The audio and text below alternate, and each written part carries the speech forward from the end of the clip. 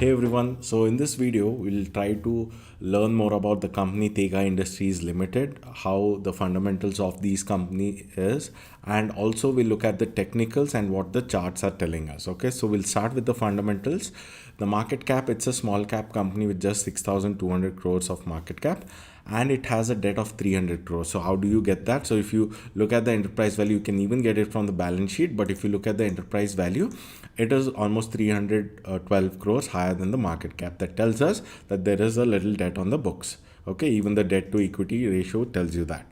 The P of the company is decent. It is not extremely high or extremely low. The ROC and the operating profit numbers are pretty good, telling us that okay, the company is using its capital in a good way, and also the profits, operating profit margins are on the higher side, telling us that it has some kind of a moat as well. So now let us understand what exactly does the company do. So this particular company is a manufacturer distributor of specialized critical and recurring consumable product for mineral beneficiation, mining and bulk solids handling industry. So it is more in that consumable thing. So if let's say the mining industry has to grow, then they have to use this consumable, right? So if you look at it in a it is the second largest producer globally of polymer based mill liners in terms of revenues. Okay, so this is the polymer based mill liners which are used in the mineral processing and even the mining thing. Okay, so that is what this particular company is providing. Okay, now let's go down and understand the uh, profit and loss thing. So here from this, the operating profit margin, if you look at it from the last 4 years, it has continuously been around that 20% mark, which kind of tells us that it is not really a cyclical company. Okay, usually in cyclical companies it goes up, it comes down, and it kind of keeps fluctuating, but that is not happening here. So that is mainly because these guys are into that consumable thing that will continuously have demand for. And if you look at their sales growth, profit growth, that has been fantastic throughout, right? So like I was telling you, the borrowings are around 360 odd crores, and if they recently have done the capex. So if you look at the fixed assets from 298 crores, it has gone to 548 crores. So the assets are increasing, which tells us that there is capex also happening for that particular stock. Now coming to the cash flows, that are also clean, right? If you look at the ROC numbers, that have been fantastic throughout, 26, 19, 21%, right?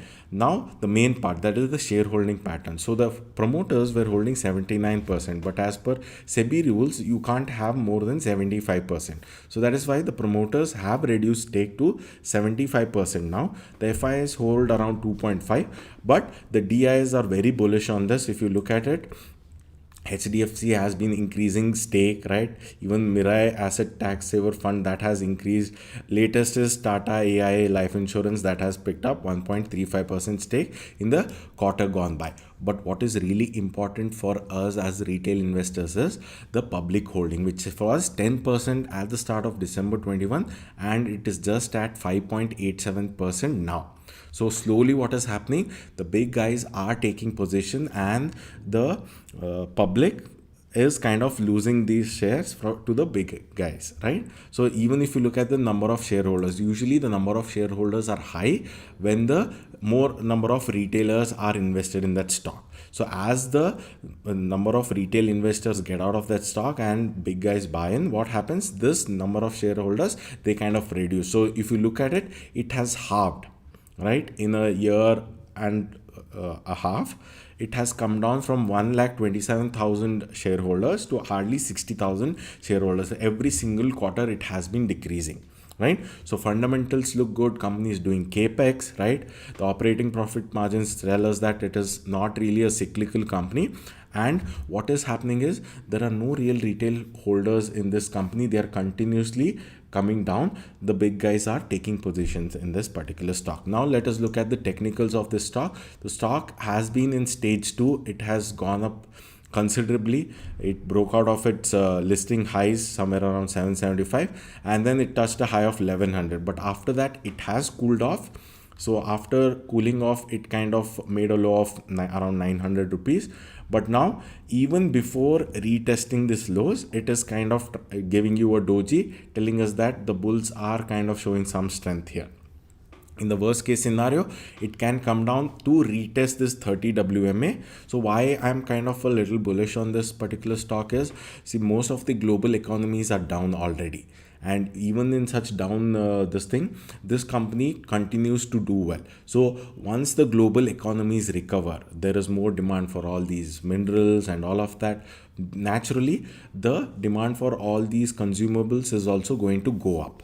So that is the reason most of these big guys have already started taking positions, while the retailers are missing out on this particular stock. So this seems to be a very good company fundamentally, and even on the chart it looks very good. So that's all for this particular video. I'll see you in the next video. Thank you.